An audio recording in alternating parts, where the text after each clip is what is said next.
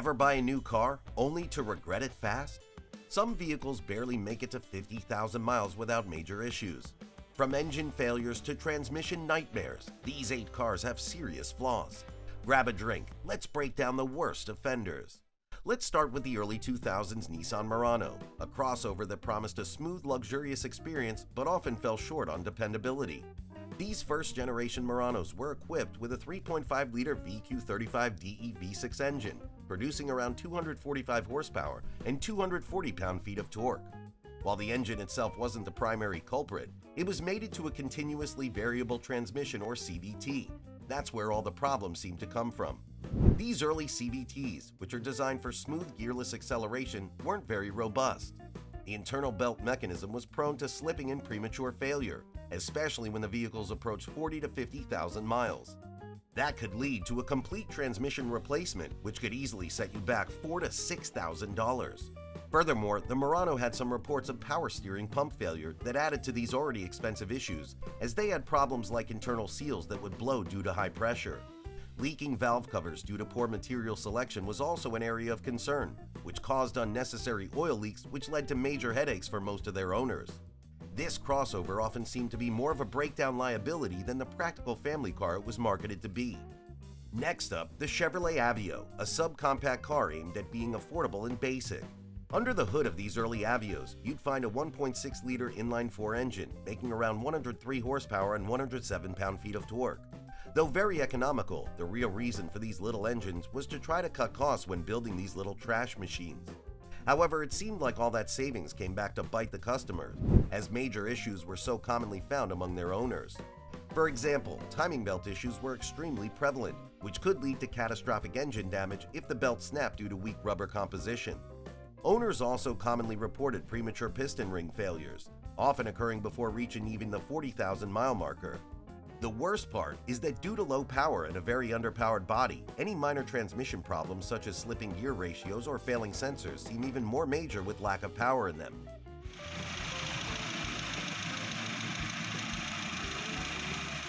If it wasn't the engine, then owners reported faulty sensors, specifically the mass airflow sensors, as well as crank position sensor failures along with other electronic failures.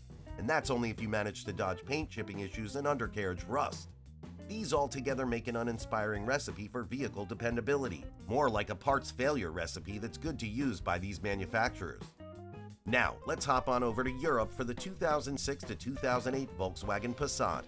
These mid-size cars featured a couple of engine choices, but the one that seems to stand out is their 2.0-liter inline-4 turbocharged engine producing a fair enough 200 horsepower and 207 pound-feet of torque, known for its early issues. With this model, they were among one of the first that came equipped with a direct injection and turbocharging, but with that also came some real and consistent engineering nightmares that were left unsolved. One of the common issues was premature fuel injector failure, with these failing causing lean and misfiring engine codes which can lead to catastrophic engine damages. Also, these turbochargers were very inconsistent. Their internal components seemed to suffer failures such as internal sealing leaks along with buildups of carbon deposits, which drastically affect the engine's overall performance. Oil leaks on this turbo engine were also very common, that were caused by bad gasket seals from cheap materials. Also, those were made worse by high pressures. As if this wasn't enough, this model also seems to commonly have DSG transmission, which had mechanical failures and internal controller issues. Altogether, they are designed as money pits. These engineering faults turned many Passat owners into repeat customers at auto repair shops. But how did VW let all this go through so many model years when issues were super common with each vehicle that they've made in the line? Were there any known fixes that made these less worse, or were they doomed to fail at an earlier time in life? Let's dig deeper. It seems that some parts from third-party manufacturers seem to have caused many issues, and they may be the actual problem for many of the vehicle's failures. Although design problems were clearly apparent, they were often overshadowed by failing parts. That led to widespread complaints across several owners regarding the build quality on these and lack of engineering.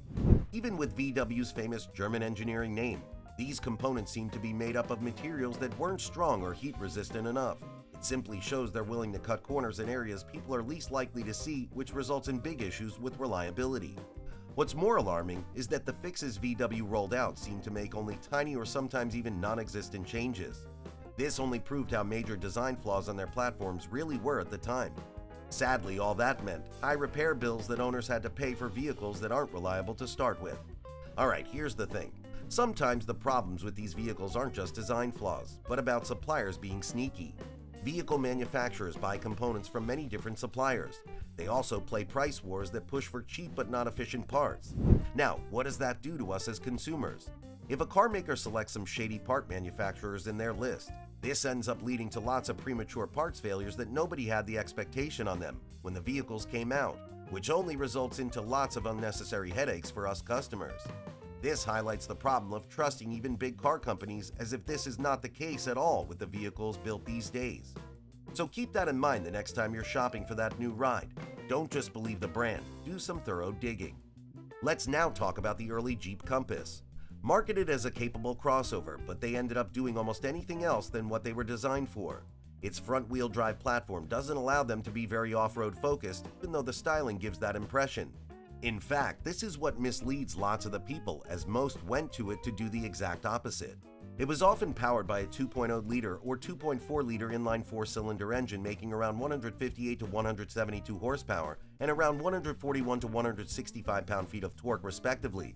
Along with those basic engines came CVT transmission options with many problems. These CVTs had widespread failures, like we saw in other cars with similar setups, such as belt slipping and electronic control modules failing, leading into many people having transmission issues earlier than any reasonable expectations. This would cost owners multiple thousands to get replaced by the dealer, as they could simply be fixed with regular tune-ups, just replacements.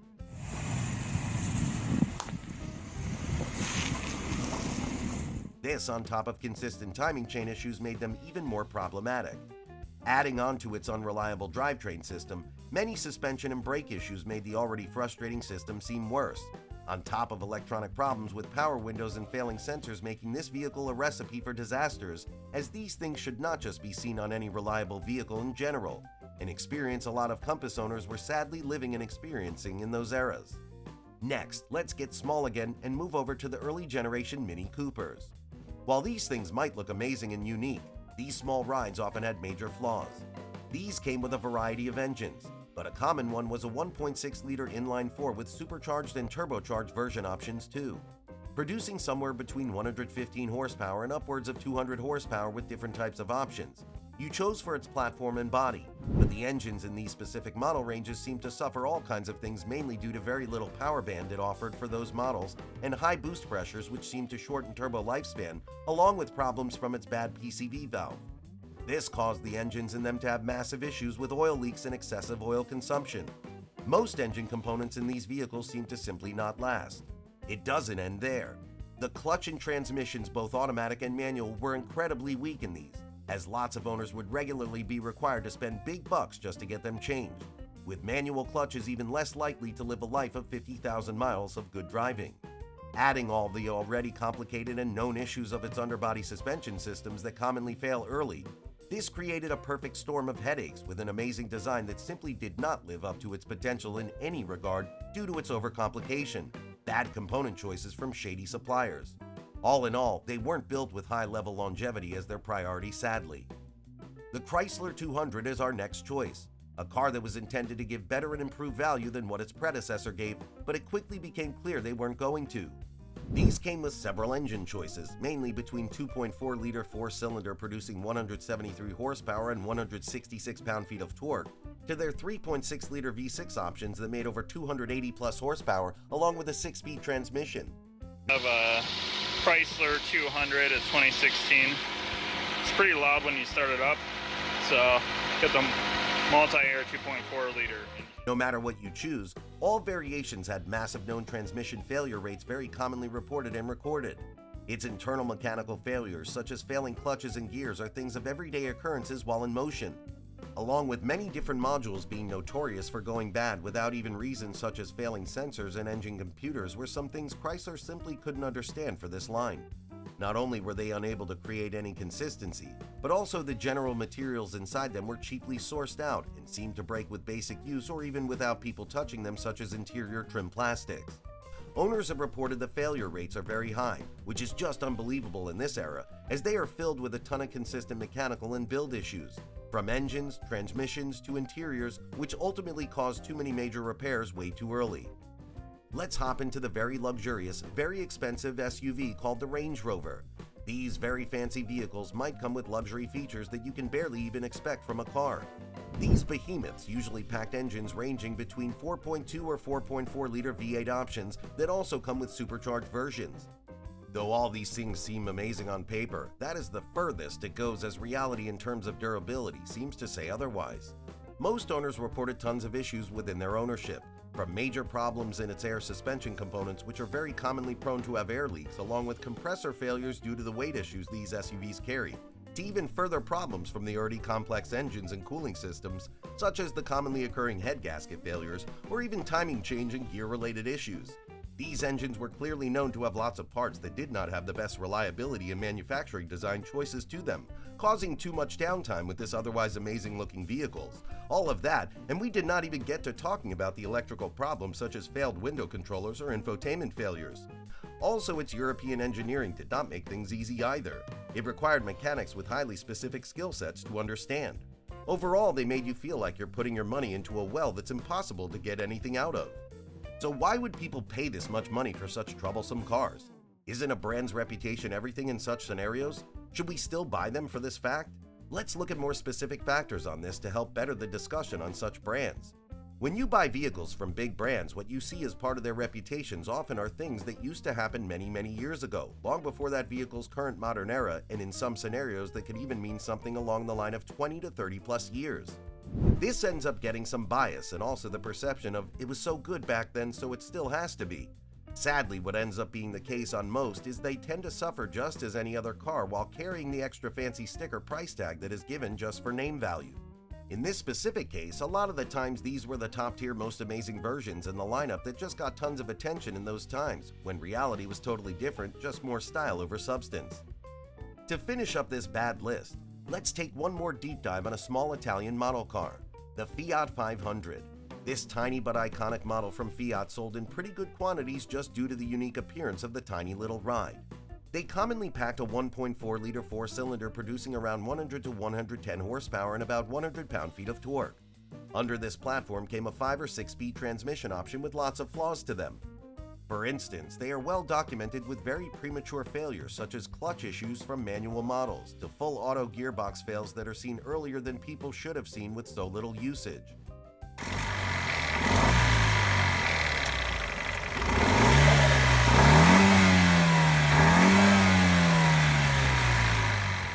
Now, when those parts are known to cause headaches all over this list, the electrical gremlins seemed like their best feature on this line, as if this couldn't get any worse. Most electrical and computer modules in these things are bound to give you a headache very early in their lifespan with sensor failures, light errors, and the list goes on. These cars turned out to be nothing short of problematic. This meant that they had high running costs even for something as basic and practical as this tiny little car, making the whole driving experience a complete disaster for its poor owners. There you have it, 8 cars that might not even make it to 50,000 miles without major issues. Engines, transmissions, electronics, nothing is safe. Drop your horror stories in the comments, like for more content, and subscribe for future deep dives. See you next time.